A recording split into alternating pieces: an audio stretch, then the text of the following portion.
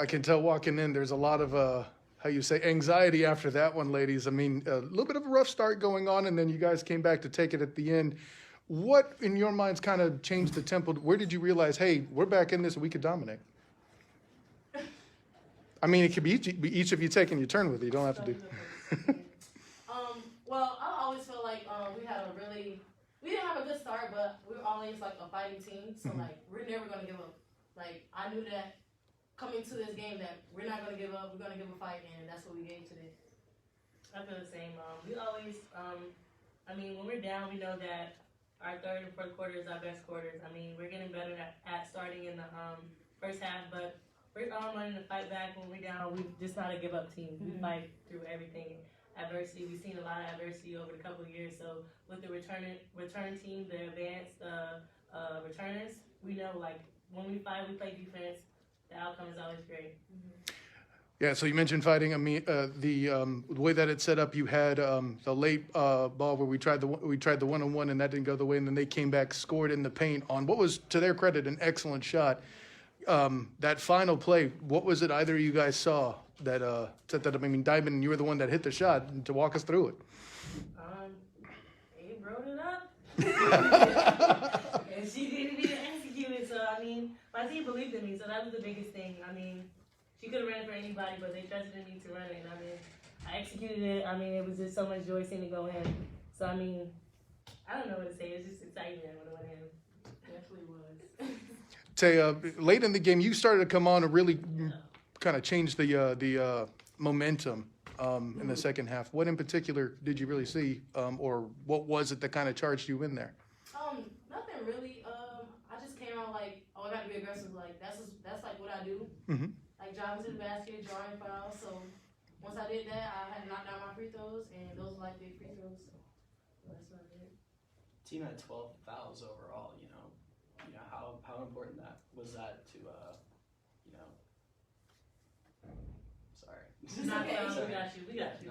I mean, working on our defense, keeping our hands off, and they're great free throws for the team that was on the scout. So I mean, just locking in and not really fouling in the key moments was big for us. So I mean, just locking in mentally and knowing that we got to play defense with our hands off and make tough twos. So. Diamond, I think I talked to you about this a little bit in the Tennessee game, so I'll go ahead and ask Tay here. Another SEC team on the schedule. You actually guys won this one. What is it different you see in these SEC teams, be it Tennessee, be it tonight against Arkansas? What's different about playing the teams of those teams of that note, we'll say? Well, with our mindset, I feel like the SEC, like that conference, that doesn't matter to us. I'm sorry, that doesn't matter to us. Like we're a good team as well. Like we can compete with those type of teams. So I feel like it doesn't really matter. Like as long as we come out, follow the game plan, and go hard, and we'll come out with a good game.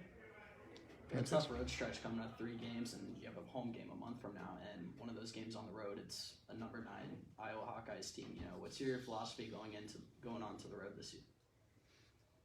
Same thing. The same thing as a home game. Mm-hmm. Yeah, home games. Anything. Just follow the scout, play hard, be mentally tough, lock in, play defense, make our shots, have confidence, play together, listen. I mean, just whatever. Same game plan. Nothing changes. Nothing. So just have energy and have each other's back. That's what's going to get us our wins. So last question for me. With beating a team like this, you guys on, this is now a 5th, I was about to say 4, a 5th game winning streak here. Think we have potentially get ranked here? Yeah, hopefully. Yeah. I mean, where we playing good, we get better each game. Everybody's finding their mojo. Everybody's coming in. We get better every game. So, I mean, if we continue to do this and follow the game plan and have confidence in each other as we do, I mean, we can potentially be ranked. I have confidence in my team. I feel like we get better each game, each practice. So. We'll open for questions.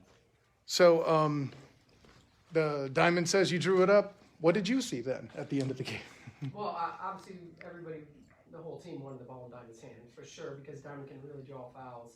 And I knew if they fouled her, she's going to the free throw line anyway and scoring 2 points. So I didn't know she was going to do her hoopty-doopty layup like that. I did not know that, but I guarantee he said, don't foul, make him shoot a tough shot. That was a tough shot. Mm-hmm. You know, she doesn't really practice those very much, but she just, in her brain, just knew that, you know, if I'm drawing that up for her, that you don't get a pass it, you got to shoot it, you got to draw a foul. So, you know, she just really executed it well.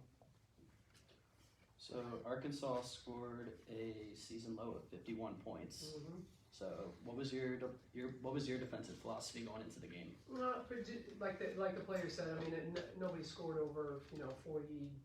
I mean, they probably scored the most, 51. Nobody else has scored that many points against us, and we, you know, that's the kind of what we're known for. Obviously, Mike, he's a good friend of mine. I've known him for years. He knew that was, you know, going to be, you know, the toughest part of their game, and playing against a team like us that nobody plays like us. Not one team in the country plays like us. So it's really hard to practice it every single day. You can get your scout guys to try it, but they don't understand the rules. They don't know what they're doing. You know what I'm saying? So.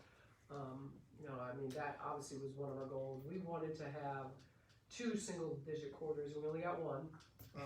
But down the stretch in the fourth quarter, we scored a little bit more points than them, and it was great because we got in foul trouble with 6 minutes to go in the fourth quarter. So we got to do a better job making free throws, but at least we hit the ones that counted.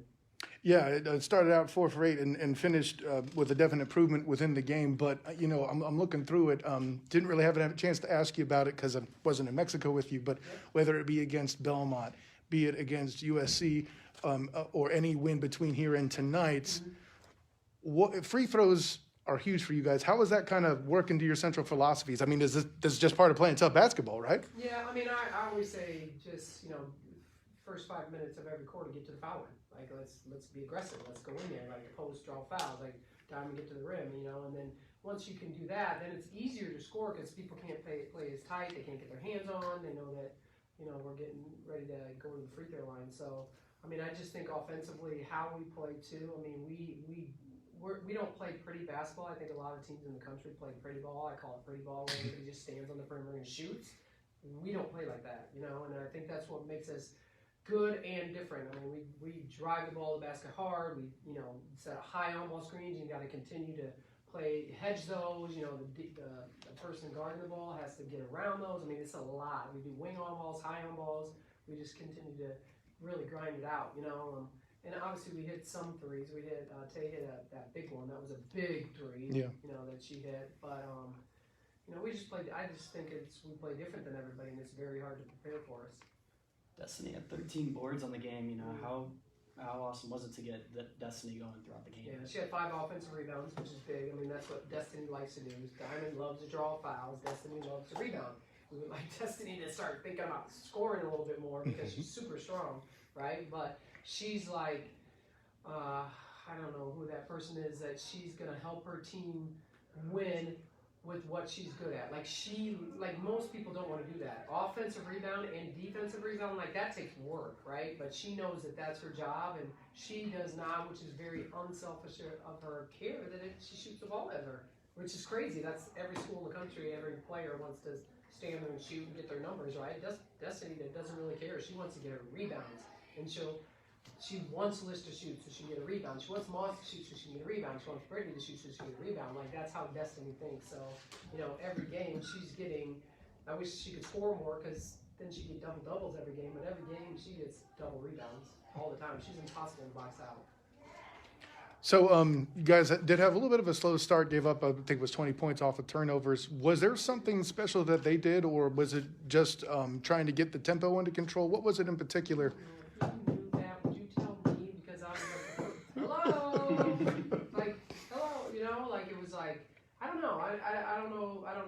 I don't know the answer, but so that's why I had to call that quick timeout and just refocus everybody, and we just looked out of sync offensively, you know. And so then once we started getting Brittany got some shots, we, you know, did something they're super comfortable with offensively to get them some shots, and then they kind of settled down a little bit.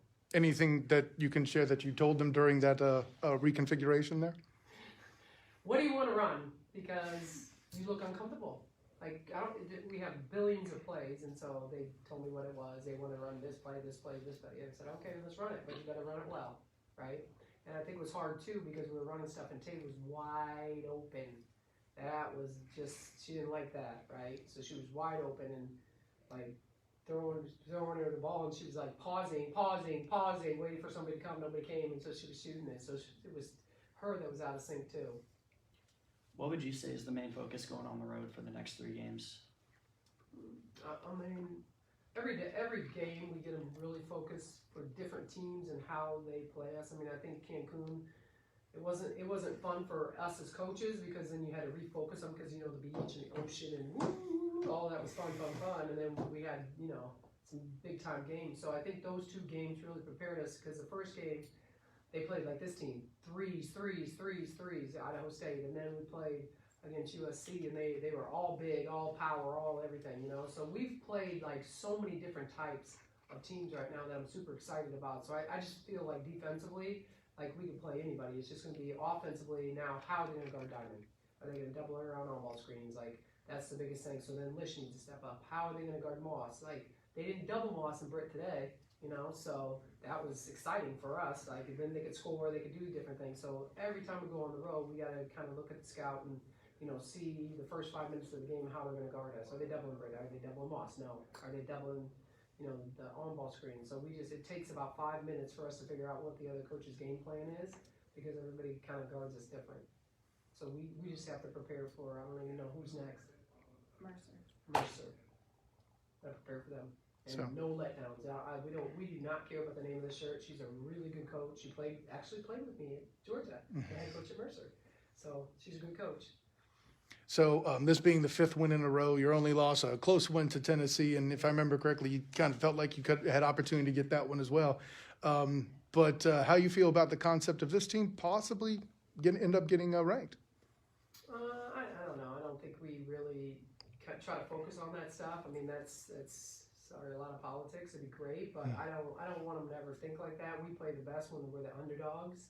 You know, that's when we're grindy and, you know, we feel like we're, you know, people don't kind of disrespect us, you know, and things like that. So, you know, if we do, that's great, but it's not going to matter, you know, in any game we play.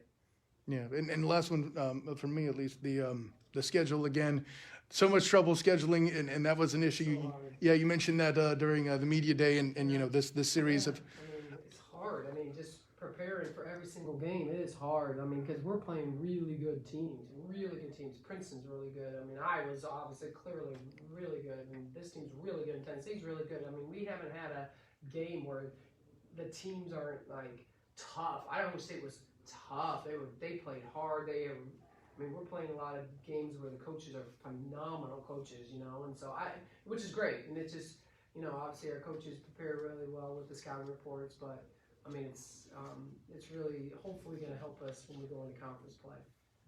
Anything else for Coach? I'd say the student section really showed up today. How important was that for the team? That's awesome. I mean, I wish they would keep coming back every single game. I mean, you know, we probably didn't wow them because, you know, students like pretty ball too, and they like to see all that kind of stuff, right? But, you know, it was a very low scoring game, but it was, I mean, I thought at the end it was really exciting for them, so hopefully they can come back. I love the band, I love the dance team, and I love the cheerleaders. They're always awesome for us. They just do a good job for us, and so, I mean, hopefully the students will continue to come back.